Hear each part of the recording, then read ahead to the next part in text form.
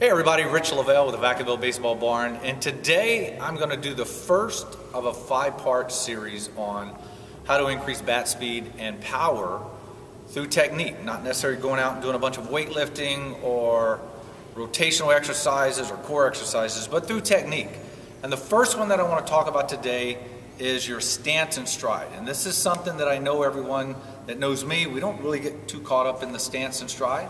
However, in order to increase weight shift, we need to work on our stance and stride. And that starts with the very first, as far as am I really wide in my stance? And if you're a small guy and you're already here like an Albert Pujols, you really have nowhere to go to get weight shift. So it's not really great for the small guys.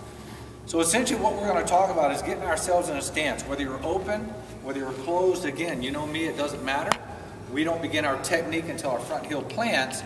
But to create momentum and weight shift, we start with either a narrow or somewhat narrow stance. It's a step forward, and then what we create here is ground force.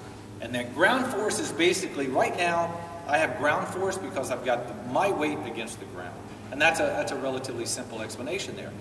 But then I create more ground force by, as I gather my weight on my back leg, and I start here and I push, I'm creating more ground force through my feet to the ground. And the more ground force that I can create, the more momentum and weight shift that I can create, and the more bat speed once I get my technique all the way in. Again, this is part 1 of a 5-part series. Check us out later at VacavilleBaseballBarn.com and look for our further series.